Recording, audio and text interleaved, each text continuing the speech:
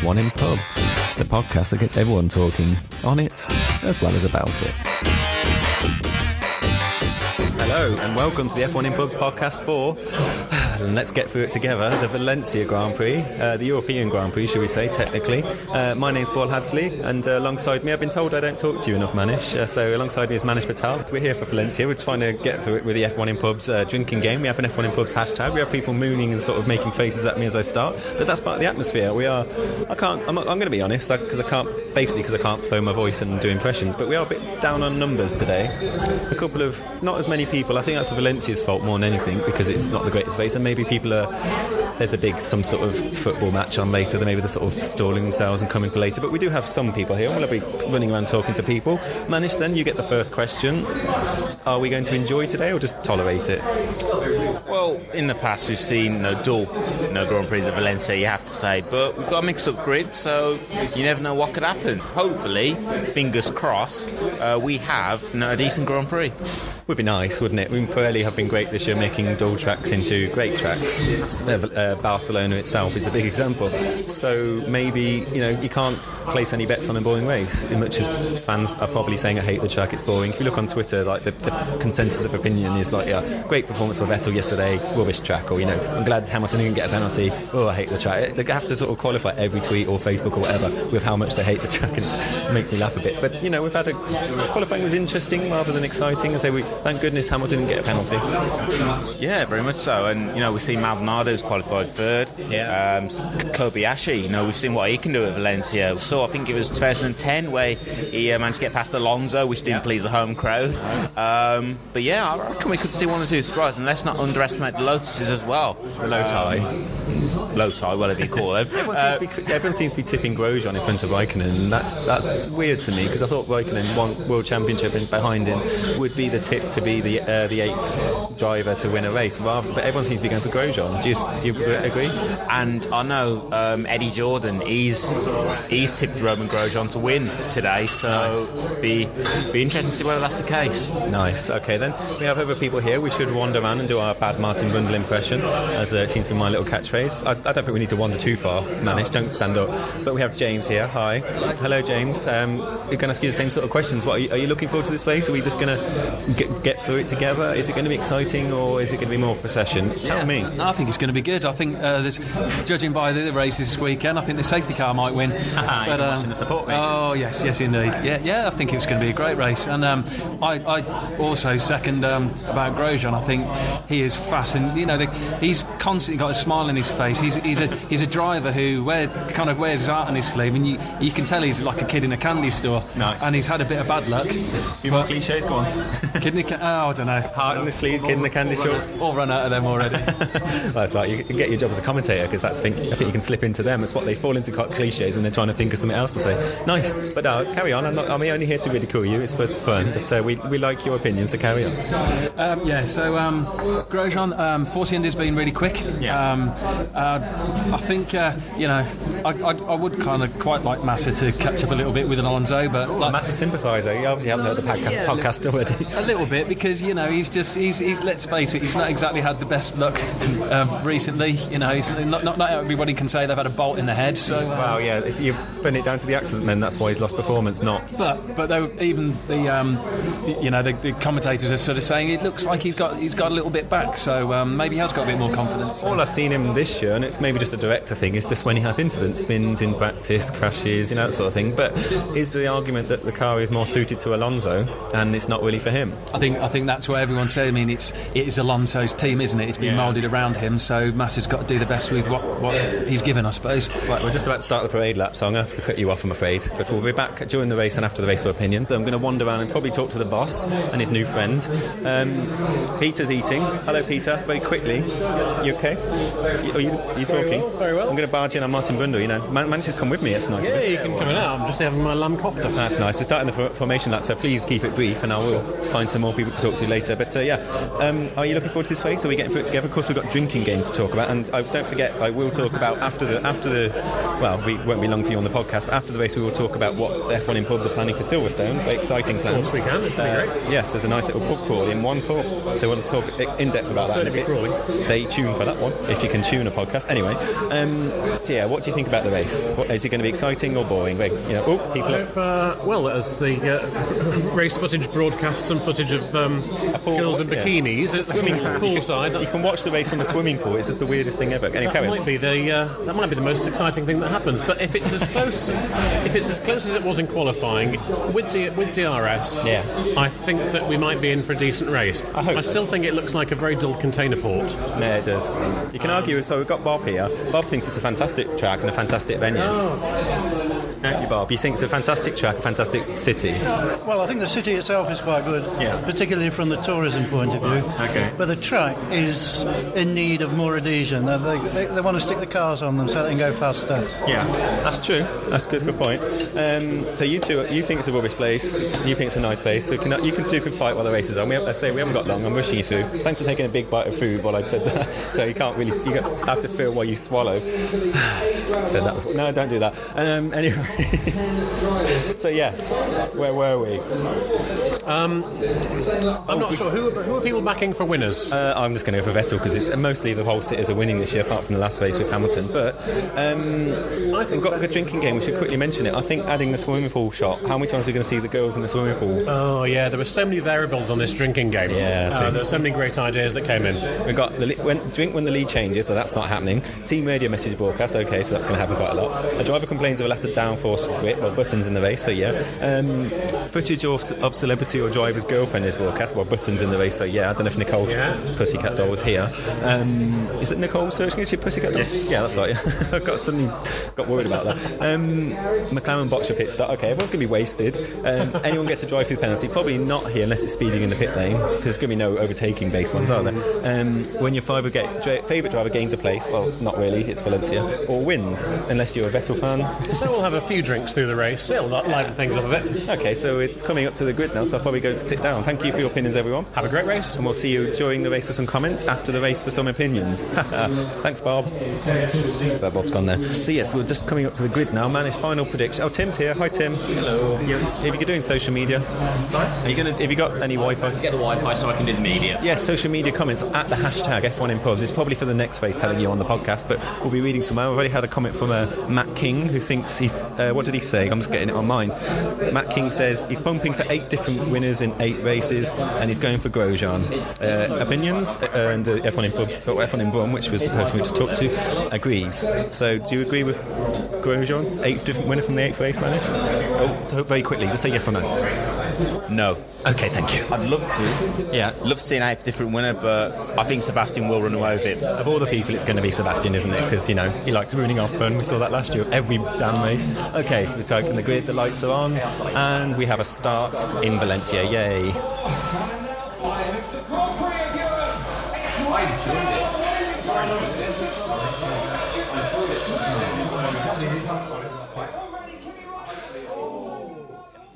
He went back. Anyway, Manish, that was the overtake of the race by Romain Grosjean around the outside. Lewis Hamilton just became the inside, but easily I think there's not going to be not many other contenders for overtake of the race today. Oh, it's a fantastic overtake. You have to give Grosjean, in fact you have to give both drivers credit for allowing that space. Great overtake. It was a clean move as well, so no complaints, no arguments. Buttons in the pit, so maybe he's trying a different strategy, but while we're here, I thought we've got the onboard feed on Tim's laptop now. We can't do social media, as Cecilia was saying. What we got on the social media, Tim? Can you return drink to the glass, because we had a comment about this. So the McLaren did a good pit stop. We didn't overlook that. We should have left at that. Oops, Tim. Very quickly then. Let's quickly the lap 10, lap 11 now on the social media. We've got Laura Fisher who's tweeting like a champion, tweeting like crazy. Yeah, she's a Romain Grosjean fan, so she's quite happy. I'll never say it right. So they've got you tweeting, but Laura Fisher's excited about the overtake she just witnessed, and she's tweeting about Carter Kane having known little I don't know how to drive properly battle. I'll be nice. The battle not to be last is just as intense as the battle to be first. Yeah, we've got Laura Fisher. Any more tweets that aren't Laura Fisher? Because she's very good. Map Heaven. Thanks for Matt that. Heaven, who's saying that anyone who's in F1 in pubs has got a good taste. Nice. So, And he knows, thanks for the shout out there. one of you people has to be Matt Heaven. Who is it? I'll find out later. But maybe it's someone from a different venue. We need to find out what venue people are from. Well, I could tweet her if you like. Just find out. Yes, please do. How do you know it's a she? Yes, I'm assuming. I'm assuming. My bad. No, we've got quite a few tweets anyway, so we'll keep an eye on the hashtag as the race goes on with some team radio there. So drink, everyone, drink. Yeah, and we've got on lap 12, so it's already exciting Valencia Grand Prix, overtake of the race already. Better than any Valencia Grand Prix we've had so far, thank goodness. Sorry? I'm just rounding up, don't mind me. Oh, okay. If you'd like to join in the fun with the podcast or just find out where Formula 1 is being shown in your local area, log on to www.f1inpubs.co.uk or follow at F1inpubs on Twitter. Manish, it's exciting in Valencia. We've had 20 laps and there's been overtaking everywhere. I don't know where to look. And this is Valencia. Well, who would have thought there'd been a lot of overtakes in Valencia, right? No one. There's another one now, side by side. Oh, this is great stuff. Williams. Oh, there's a crash. Oh no, huge crash. Well, it's a spin, safety car. Oh, poor Senna. Senna never has any luck, does he? I'd say that's a safety car. Make a safety car come up for the debris. I'll tell you what, that could potentially be a safety car because there is debris on the track. So it's not NASCAR, but we'll see. And look on the onboard feed. Look at the onboard. We can see the spin again on the onboard feed about 5 seconds, 10 seconds afterwards. Depends on the gap that they've got. Now, will Senna conk out? Will he park it? Anyway, yeah, so this is exciting and it's Valencia. Anyone got any opinions on what we're seeing? Well, I have to say, yeah, it's a pretty good Grand Prix. It's definitely entertaining. We need to have a look at the replay to see what happened between Senna and I believe it's a Sauber. I don't know if it was Perez or Kobayashi. We're a bit of a curse. As soon as we turn on the recorder, things happen for the podcast. So yeah, maybe we'll just stay recording for the rest of the race. It'd be fantastic. But it's been a great race so far. But easily the best Valencia Grand Prix we've seen. Easily the best Valencia Grand Prix in history. Actually, no question there. But here we go with the replay, Manish. You want to analyse this in your best Martin Brundle impression? Right, well, we've got... Well, Senna didn't give, I think it was Kobayashi enough space. I think he was focused. He was so badly looking ahead of him, he wasn't looking at the car behind, so he wasn't looking in his mirrors, so he just he was lining himself up for the dive down into turn 1 and didn't realise there's someone already alongside him. This is Senna's on board, yeah. Yes, and he just didn't give the Sauber enough space. He was focused. His eyes were completely buried into the slipstream of the car in front. Oh, and is it from Alonso? I'm just guessing 50-50. It's probably going to be Massa now I said that. This is Alonso. I was right. Yes, and that was a great overtake. We've seen Alonso from earlier. Yeah, he's done about 4 overtakes in about 2 laps. That's a great performance. Not quite. Oh, there's debris all over the start-finish straight. Safety car. That. Come on. Anyway, there's been lots of overtakes. Still, Grosjean's got the overtake of the race so far, but he won't actually. I'm going to go back on what I said before. We might see someone rival that later on because that's the way the race is at the minute. Let's hope it doesn't settle down as Senna makes it back to the pits. Well, Manish, controversial news. We talked about the crash, we saw it happen, we talked about it, and then the stewards have decided to give if the puncture wasn't penalty enough, the stewards have decided to give Senna a penalty, a drive-through for his role in the crash for Kobayashi. I don't think that's nice. I mean, there's no one punished crashes in Formula 1. I think, yes, he was probably at fault for focusing, but they were trying to race. It wasn't deliberate, he was just focused on the car ahead. I don't agree with the penalty, but, I'm not a steward. What do you think? I actually disagree with you, Paul. I think... do you want to fight? Yeah, go on then. Okay. Take it outside. After the race. Yeah, why not? But no, I thought Senna, okay, he's looking ahead, but he should at least have a look in his mirrors. When you get into that kind of scrap, though, it's like 4 cars wide and it's abreast. I don't like the Americans' way of calling it 4 wide. 4 cars abreast and they're all fighting, and yeah, I know. But it was his fault. It was, well, yeah, but you say maybe Kobayashi should have waited until he was through the kink, I do. Okay. This one. Okay, I'm going to put it this way to you. I think yes, you're right. Bruno Senna was at fault, but the puncture was punishment enough. What good's a drive through? And he's probably already last.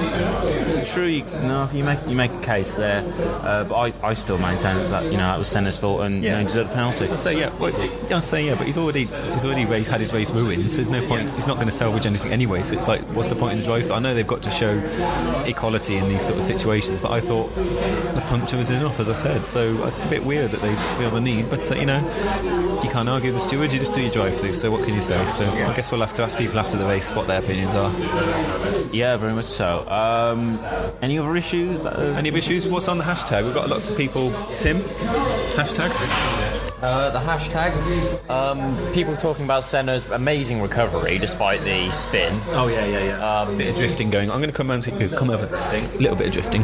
Okay, come on then. We've got someone called Catherine. Oh, hello, Catherine. Hello, Catherine. Thryn1. How do you pronounce these Twitter names? Just say Catherine. But she's from Manchester, commenting on the fact that that's pretty damn good for Valencia so far. Normally, we don't see this many overtakes. Of course, that's, we'll all be saying that. We were amazed and enthralled and very entertained, thank goodness. So yeah. And we've got a lot of tweets from the F1 in pubs Twitter itself. London. That's London. Talking about how they're getting good and drunk with all the team radio messages and safety cars and penalties. Yeah, nice. Oh, bit of overtaking going on there. Toro Rosso and a BMW. What year am I? And a Sauber. Yeah, so that's great to see. Lots of interaction. We had Matt King on the hashtag I saw earlier. Just going to scroll down on you. There's you. That's nice. Laura Fisher, Rossa S Ferrari at Rossa S F1. Button pits first. What the hell are McLaren doing? Losing the race, I guess, or losing as it's spelled. I'm not going to criticise people's spelling. It's a podcast. It's very informal.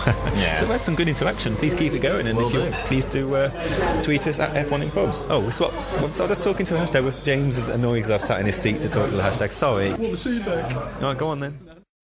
Right, we are on lap 29 of the 57-lap Valencia European Grand Prix in Valencia. I'll get the name right one of these days. And the safety car is out for a stupid manoeuvre by Jean-Eric Verne on the Angry Bird himself, Pekka Kovalainen. That was a stupid manoeuvre, Manish. It's probably the worst one I've seen this year in the kind of bad blocking sort of. He tried to do a burnout takedown and shove him off the track in the braking zone. So I'm expecting at least a drive-through for Verne. Yeah, absolutely. It was a stupid move, as you've just said, and Verne was only a call for that. McLaren are having a pit stop. How are they doing? Oh, they're having a botched pit stop. As we speak to you, there's a McLaren issue every time. Fire everyone in the pit lane for McLaren. Just fire them. They can't keep their act together. Honestly, he's lost. How many paces has he lost? It was a left front. Looking on the onboard, well, not a replay, but it's just delayed. There was a left front issue. They couldn't get the left front tyre on, so now now Hamilton has got a lot of work to do. We know Hamilton doesn't drive well when he's hungry. So, yeah, Manish, back to the incident. Sorry, while we looked at it was a left front that had issues. What do you expect for Verne? Well, you said earlier, I expect at least a drive-through. Yeah. So I wouldn't be surprised. But you said earlier you wanted a safety car. Now we've got a safety car. Just basically because it might screw with Vettel's strategy because he's too far ahead. Yeah, there's loads of debris other places. We're quite right. The safety car's out. But the social media backup, where did it go? But yeah. So that was, I can't believe that manoeuvre in the braking zone. You don't change your line in the braking zone. Even if he thought he was passed, he was wrong to swerve, and he was definitely wrong to swerve because he was side by side. Stupid, awful. Sack him. I can see Jamie Alguersuari sitting in the 5-line commentary box now. I'm thinking, I want my job back because that's just disgraceful. But there he is. He's out of the race. So he'll get a penalty for the next race then. So Jean-Eric Verne probably starting last in Silverstone unless he does a miracle qualifying. But yeah. That was stupid. James, do you have an opinion on that stupid little crash there? I didn't really catch it, but you did. All right, you saw enough of it. There was plenty of room for Jeff to get out of the way there. Absolutely, yeah, kind of uncalled for. He's out the race. He was overtaking. He was going to the outside. Well, there was still plenty of room. So that's not defending him. That's even worse. The driver should have just made room for each other, really. But yeah, one very angry bird and one very out of the race Jeff. So nice. What can you say? If only there was a female driver, we could have the sponsorship of Angry Birds. What's that? If there was a female driver, had the sponsorship of Angry Birds. That's it. Oh, radio. Oh, it's probably them apologising, grovelling to Lewis Hamilton, saying sorry about our crap bit of kit that we were using for your pit stop. Language. We have to have explicit marker on you now. I could spell it. No, that's the same thing. You have to use a different word. Sorry, children. But yeah, so now the safety car's out, and we're looking for almost a second half now, just over halfway. But an exciting second half to the race, which is going to be fantastic. Although the first half has been exciting too. Right, Manish, hello. We're about 10 laps to go, and Lewis Hamilton, well, okay, he's now holding off Kimi Raikkonen, but he was under threat from Kimi Raikkonen. Fernando Alonso is leading about 4 seconds up the road, but we expect the top two's tyres to go off quite considerably. The cliff is approaching, blah, blah, blah. Who do we think is going to win this race? Well, you have to say at the moment it looks like as if Alonso's going to do it. Yeah, but it'll be interesting to see what happens when his tyres go up. Oh, someone's lost a front wing. Another Lotus front wing. Oh, sorry, yes, Cater, I'm sorry. You get your teams correct. And he's not getting the points today because he was Petrov in the points until Marcus Schumacher and Mark Webber mugged him, and now he's lost a front wing. That's a shame. And here's a replay, so we see what happens. It's just not this straight again. It's such a bogey straight. It's not Toro Rossos have been mean to Caterhams today. Toro Rossos are really mean to Caterhams, apparently. Petrov now is going to mug. Oh, and it's paused. Okay. If we're going to tell us what's going to go on. Anyway. But yes, who do we think is going to win? Okay, looking. Oh, up in the air, nearly rolled over. That would have been a big incident. Toro Rosso. Normally we used to Red Bull cars flying, but it's normally Mark Webber. But yes, that was a bit of a scary incident. Whose fault's that? Well, I think the Toro Rosso cut across. Yeah. The Caterham. Why are the Toro Rossos bullying the Caterhams today? I don't know, must have something against them. Maybe. The Angry Birds sponsorship, probably. But just come back onto the race. Lewis, we have got an interesting battle between Lewis and Kimi. Yeah. If Kimi was to get past Lewis, I reckon Kimi could get past Alonso. What do you think about my interesting strategy if I was Lewis Hamilton, who's now not getting a penalty officially about the yellow flags? It's just been announced on the race control. But yeah, if I was Lewis Hamilton, I would pit and get fresh tyres and maybe have a run at them like they did in Canada. I mean, is that a good strategy? But would he have enough time? That's the question. I don't know. I haven't got the graphics that they do, and obviously they're clever men than me, and they think no. But yeah, I would do, because basically when I play Formula 1 on the computer, on the Xbox or whatever, I just love to overtake. I'll start at the back, but that's just my philosophy. But I think if he had fresh tyres, and if he's got a set of fresh tyres, that's another question. Lewis, I mean, look at the end of last race. Vettel, was right behind Alonso, did a pit stop, managed to catch him up in the last 5 laps when Alonso's tyres went off, and overtook him 2 laps from the end. So, it's not impossible these days. It's just... No, it's not. It's not impossible. It's just Lewis is conserving, but everyone's expecting his tyres to go right off. Yeah, I think so. Anyway, I have to cut you off now because Scratch Radio are approaching and they want me to commentate, and I should have mentioned that Scratch Radio are around, so you might be handling the podcast after the race and I might be live on Scratch. So I'll hand it over to you, I think, Manish. Well, they come to the end of the European Grand Prix, and Fernando Alonso has won the Grand Prix. Kimi Raikkonen's come home in a superb second place, and Michael Schumacher has finished third. The first time he'll be on the podium since his return to the sport. So it's been a brilliant Grand Prix. I didn't think I'd be saying that. It's an excellent European Grand Prix. We've got Matthew Roper with me, who's come to F1 in Pubs for the first time in Birmingham. How are you? I'm good, thanks. And we've got to start with the Hamilton-Maldonado incident. What are your thoughts on that? Well, as you well know, mate, I am a race director. As everyone has been saying, that was Hamilton's line, and realistically stamped on the brakes, moved over, let him through, because as you know, that's an avoidable. That's an avoidable contact. And Maldonado, I guess you could see getting a penalty for the next Grand Prix. Yeah, that's a £5 penalty, if not maybe a 10, and the book thrown at him maybe. So because he's done stuff like that before. If you look at, he won and then just went back. We saw in Spain he won, and then the next GP he had a clash, and then he so on and so forth. So it's Pascal Maldonado, though, will get into trouble. Well, I didn't think I'd be saying this, but a brilliant European Grand Prix. Yeah, well, mate, I'm wide awake still. Haven't fallen asleep just yet. It's since the track has been there, everyone says it's a ball thumb, but the rule changes, the tyres, unpredictable results, and we've managed to get our first double win of the season. Unfortunately, it's Fernando. An excellent second place for Kimi Raikkonen as well, but we've got to mention Michael Schumacher, third place, first time he'll be on the podium. Excellent performance from Schumacher. Oh yeah, superb drive from Schuey. He's the grandmaster of doing these things, and Kimi as well. He didn't kill his tyres off and go backwards like he did in China. So world champions all over the podium. British Grand Prix coming up. It's going to be a cracking race. Oh, I hope so. I really do hope so. Well, as you won't know, mate, you're there, so I'll be armchair watching it. So, we know it just builds up to hopefully what will be a fantastic Sunday. Excellent, great talking to you, Matthew. We are going to go to Tim. How are you, Tim? I'm doing alright, cheers. How about you? Not too bad. Excellent Grand Prix. Fantastic Grand Prix. Crying shame for Hamilton right at the end there. And got to get your thoughts on that incident between Maldonado and Hamilton.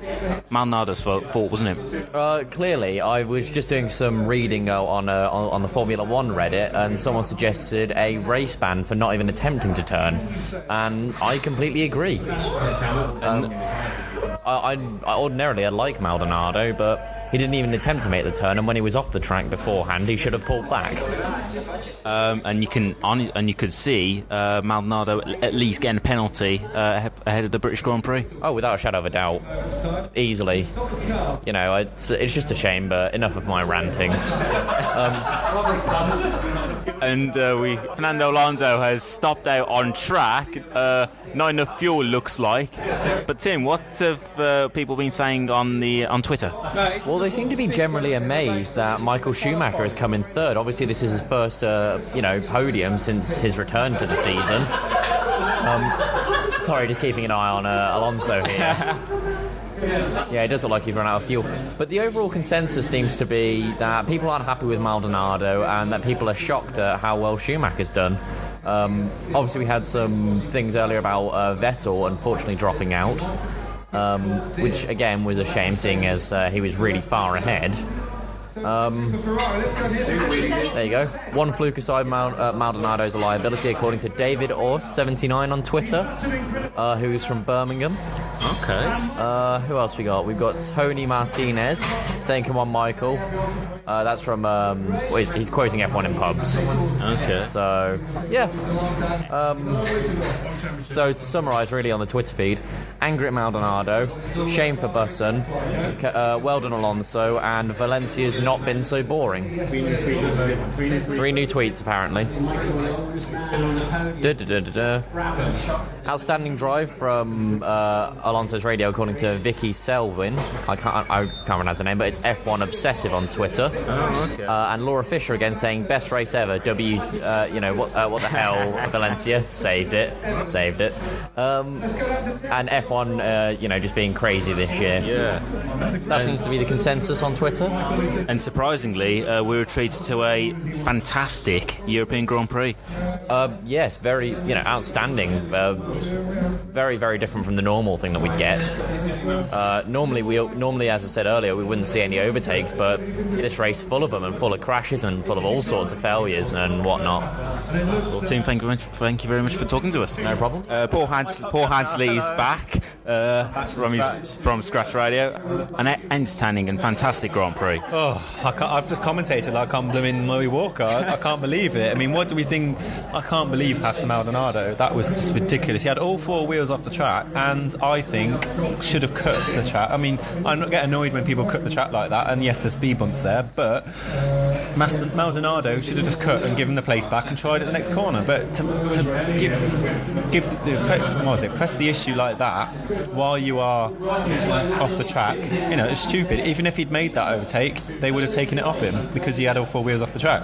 So Lewis could have given some more room, but he didn't have much room to give. So I'd say that's 90% Maldonado's fault. What are you thinking? And not the first time that Maldonado and Hamilton have come together after what happened at Belgium last year. But there's one driver this year that's hitting a lot of people. Yes, he did well in the last Spanish race, and now he's back in Spain. He's not did quite as well. well, but there's one driver that keeps hitting drivers. We looked at Monaco, he hit a couple of drivers. We've seen a couple of instances this year where Maldonado is very aggressive with his on-track behaviour. Great that he's aggressive and great that he goes for the moves. I can't fault that, but he needs to know when to quit. They need to know when to back off, and that's what I'd say. I mean, we are just focusing on one issue. It's my fault, but this is a great race otherwise. But this is I'm going to say now, this is a classic season. When we look back on this season, we'll be, and if they don't mess it up in the off season and change the rules, then next year might be good too. But we'll look back on this season as one of the best. On top of, we've had great seasons. Okay, Vettel won last year, but it was great to watch. But this year is just trouncing it, and a great performance from Alonso. Profited from the reliability of those in front of him, but also brought it home and did some great racing early on. Because don't forget, he started. Where did he start? About 11th or 12th. Alonso started 11th, I believe. So that's a good race. And Webber came 4th, and he started 19th. So that's a good afternoon. I said this on scratch, but we talk to other people now because you've heard enough from me. Let's go around. Yeah, shall we go to our boss? Shall we go to Peter? Yeah, you're in charge, man. Yeah, why not? Peter, hello. How are you? Delighted that we've had a great race. Yes. Yeah, and I didn't think I'd be saying this, but an entertaining Valencia Grand Prix. Isn't it great? I think the cars have just been close enough this time round, and irrespective of the fact that the circuit just really isn't a classic in itself, there was enough variance with the tyres there, and especially what we saw with Lewis losing grip at the end. That's fantastic. But to see Alonso win from 11th, to see Schumacher get his first podium for 5-6 years, superb. I'm going to ask this as politely as possible, but how long have you been watching Formula One? Since 1989. How does this season rate since 1989, do you think? If you discount the years that I actually watched Ayrton Senna win his World Championships, yes, this is right up there after those. How competitive? Don't forget, one of them was when he was dominating. McLaren had the most dominant car and such. How competitive were they on track? Oh yeah, but it's a very, very different scene. I mean, in terms of classic racing action, this is right up there. You get every manoeuvre shown on TV, didn't back then. It's hard to say how exciting those races were because of the coverage. But I'm trying to get out of you. Is this the best season you've seen? I think for absolute sheer competitiveness, you can't knock it. I mean, I think if you dig deep into it, you've got that element of artificial. A strange lady dressed in pink on the podium. There's the element of artificial interference with the tyres that are made of cheese, and the fact that you've got the DRS. Hi to everyone in pubs, the main guy, the main account, because he hates this year because of the whole DRS and the tyres, and says it's too artificial. Yeah, he's not happy. Yeah, we have to get him at Silverstone. We'll talk about that in a moment. Yes, Silverstone. Got to get your thoughts on Maldonado Hamilton incident. Maldonado clearly the man to blame. He rammed him, really. I mean, Lewis is entitled to take the line out the corner and pushed him wide, and Maldonado, essentially, our call at our table was that he rejoined the track and in doing so just rammed Lewis. So there was plenty of time for him to do that in a clean move, and he just saw red. Yeah, and if he'd made that pass, he'd have to give it up because 4 wheels off the track. Yeah, totally. So, unsatisfying, but what it has done is let a 41-year-old man onto the podium. And I guess Maldonado will get a penalty for British Grand Prix. I'd be massively surprised if he didn't. I mean, at the very least, a 5-place grid penalty. And I think we'll see about 3 drivers. We'll see both Toro Rossos and Maldonado starting near the back. So there's a very emotional Fernando Alonso on the podium. He really didn't expect that today. What I'm worried about is he didn't make the finish. Well, he made the finish, as I say. He didn't make it back on his victory lap. Any kind of disqualifying for fuel issues in our future, do we reckon? Probably not, because you're entitled to pull straight off into the end of the pit road at the end of the race. So whether he made it round or not, but it was great to see him working in the crowd. Look if that car gets back and it's not salvaged, but yeah, that's true. Somebody will have a souvenir otherwise. Let's go talk to the others anyway. Go for it. Thanks, boss. We'll be back at the end just to talk a little bit about Silverstone. Great stuff. Yeah, come on then. Shall we talk to Bob? Yes, let's talk to Bob. Bob. How are you, Bob? Hi. How are you? I'm fine, thanks. Your thoughts on Grand Prix? Your thoughts on the Grand Prix? I thought it was a battle of attrition. I mentioned it 2 or 3 times already. And I think the people who won One did it on his own skill, and the other two by their opponents being knocked out by one means or another, foul or fair. Apart from that, I thought it was a real good race, good weather, very friendly in places, very hostile in others. That just in the pub here. Someone be angry at you. Absolutely right, yeah. I was chuffed to bits. Schumacher got back on the podium, yes, but again, that's because I think other folks got knocked out. And great to see 3 world champions on the podium. Absolutely fantastic, yes. I was amazed. One thing I will say is they keep taking technology away from these teams, and the teams come back and the cars go even faster. Yeah. And it happens time after time after time. Technology doubles every 6 months. They take a piece of technology away, and what happens? They still go just as fast. New tyres. I'd like to see them sort out the unpredictability of the new tyres. And you've got to give Pirelli a lot of credit for what they've done this year. Well, it must have cost them millions, but it's certainly evened the race out. What do you think? Who do you think's at fault for the Lewis crash when he was about to be hit by Maldonado? I think Maldonado. No, I think he was having a little go. He was being a little bit hard, a little bit aggressive. I mean, you don't go round the left-hand corner and turn right-hand down a bit. Which in this case... What are we talking about then? Who's at fault? I think Lewis was at fault. Lewis was at fault? Really? Yeah. But Maldonado... No, wait a minute, somebody turned into the other one on the left-hand bend. Yeah, Maldonado had all 4 wheels off the track. And pushed his way back in. Yeah. So we should have... Come on, Jane, come round here. I reckon a little bit more room should be given there because, one driver's got 4 wheels off, the other driver's got 4 wheels on, and he's doing his best to keep it on there. So the other driver should have just gone, I've lost this one, and should have just carried on. Hamilton should have been able to take the corner and then gain back on again. But so I think it's very unfortunate for Lewis, but great news for Michael Schumacher. Where does the road space rule come into it? If he'd have made that pass, I believe he would have to give it back anyway because he had all 4 wheels off the track. But if he'd have just backed off, cut through the speed bumps in the runoff, I think he would have got Lewis at the next corner or next lap. He would have got past then eventually. So just a better chance to do it cleanly though. Exactly. It's just impatience, and Maldonado's only it's his second season.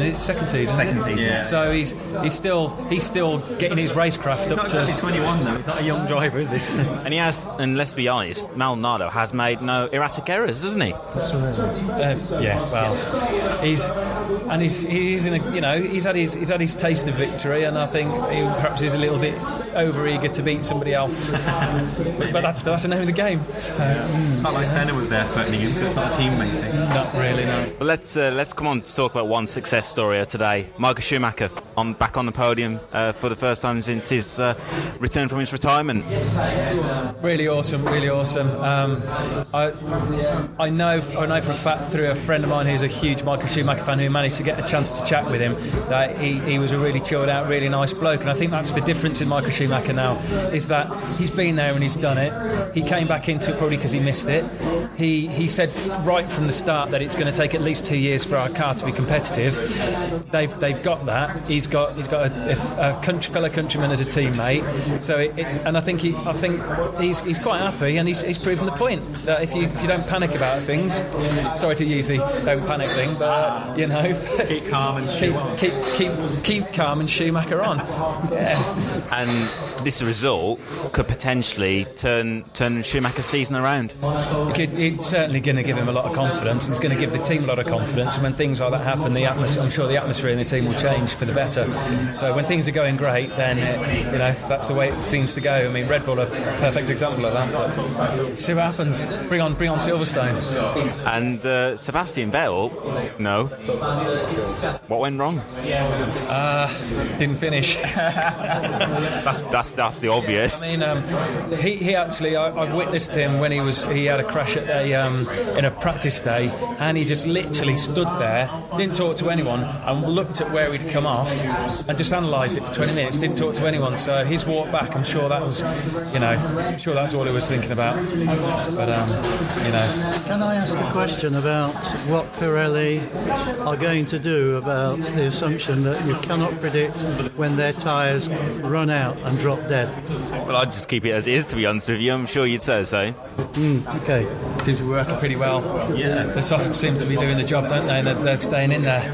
Was it softer or super softs they were all running? I think today they were running the hards and the yellow soft tyres. The yellow soft, yeah, because they seem to be lasting all right, don't they? So, well done to Pirelli. Yeah, and I was just saying earlier, Pirelli, you've just got to give them massive credit for what they've done. Yeah, they've stuck to their guns and they said, look, I guess they're still in development anyway because Bridgestone had it for so long. You can't expect Pirelli to be in there and have exactly the same information. Right. Hello again. I'm back and I'm resting control of my own podcast. Back for Manish. Thank you, Manish. Good job, though. Thank you very much. It's good that we. What are we going to do with Silverstone, Manish? You're going to be at the race. Can I phone you? Of course you can. I have a feeling some certain radio station that I've been talking to might want to have a live report. Oh, excellent. I hope you've got headphones and a microphone, and hopefully you just won't. How close will you be to the track? Where are you sitting? I'm not actually. I know I'm definitely sitting in the international pit straight, the main pit straight. Oh yeah. Whether I'm actually sitting closer to the track, I'm not entirely sure. Well, hopefully it won't be too much noise in the background. Then Scratch can get a report from you. We'll see what you see. That'll be exciting. Let's if we can move over towards our boss now and tell us what F1 in pubs are doing, which you can be involved with at Silverstone. Peter, he's deep involved in conversation. All right, I'll wait. Right then, he's finished conversation. Sorry to be rude, I'm being Martin Brundle. This is important. And, get grid walking. Stop talking to other TV broadcasters and talk to your own one. You've paid for this, but yeah, anyway, no one has. It's F1 in pubs. It's been a roundup. We've had a great Valencia Grand Prix. Hopefully, we're looking forward to the same thing in Silverstone. And if you want to enjoy it with us and the F1 in pubs team, what are you planning for Silverstone? Please do tell us. F1 in pubs is planning a fantastic big actual get-together. We're a great social media community via Twitter and everything, but we're actually having a social get-together at the White Horse in Silverstone Village on the evening of the Friday of the British Grand Prix. That's nice. Which will be great. So it'll be a chance to see everybody. Hopefully we'll get all of the nationwide reps together, so we'll have a laugh all together. Nice. I think Chris, the originator of F1 in pubs, is going to be buying us all a pint for our trouble. And there are some great raffle prizes, some excellent signed merchandise from loads of teams.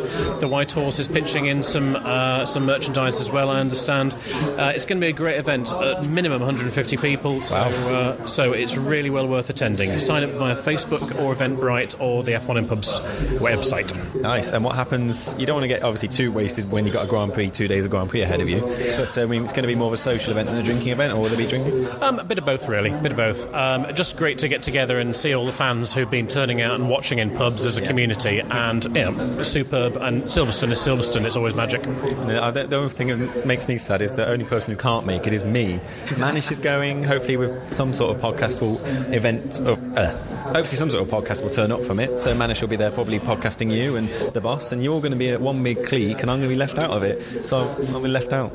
I can watch it from the pub. You can phone me. You can phone me from the pub, and I can record it. We certainly could. Yeah. Exciting news. But yeah, I mean, you were there all 3 days for the Grand Prix? I'll be there all 3 days out at Beckett's. Oh, nice. So I might phone you to see if there's a crash or something. You can give us some reports. Scratch Radio might want to phone you if you want to do a report from I'll be counting cars like Rain Man, but it'll be good, lots of fun. Well, that's exciting, and that's what you want to do then. You want to get involved in this Facebook, as you just told, or the Twitters at F1 in pubs. Don't forget, if you are there or you're here, anything you can use the hashtag we've read out today. We've had lots of interaction on the hashtag, haven't we? Yeah, definitely. A lot of comments, especially about the Hamilton Maldonado incident, which is not a surprise. No. But yeah, a truly fantastic Grand Prix. I didn't think I'd be saying that. No. And a great win for Fernando Alonso. Who would have thought he would have come from 11th to take victory? Some people might say he profited, but he kept his nose clean. He did some great overtakes early on. He got through. It's not like he waited and just waited for the pit stops like the old days. He did a great race, and so did everyone, I think, in the top. I mean, Lewis did a great race. It's just that his tyres went off, and sadly he was Maldonado. followed. He was pastored into the wall. What you did there. Yeah, thanks. It took me a while because I said Maldonado first. I'm not that efficient. But yes, so it's been a great podcast, and thank you everyone for coming. I mean, I'm going to try and sum up my thoughts in a kind of resuming way. All I can say now is we've had a fantastic Grand Prix in Valencia. If Formula 1 2012 can put on that sort of great racing in Valencia, this surely makes it the best season in living memory. I've only been watching since like 92 or something, so I'm going to put this out to you if you want to, over the course of 2 weeks for the next one, use the hashtag F1 in pubs. Do you agree? Is this the classic season? This is the one we'll look back at and go, wow, fantastic, on-track action, unpredictable winners, close championship, close racing, fantastic, unpredictable drama every time we turn a wheel in Formula 1, basically. Is this the best season? I'm going to leave the podcast with that, and please do answer us on the hashtag F1 in pubs. We'll hopefully see you in Silverstone. Is this the greatest Grand Prix season ever? Goodbye. If you'd like to join in the fun with the podcast, or just find out where Formula 1 is being shown in your local area, log on to www.f1inpubs.co.uk or follow @F1inpubs on Twitter.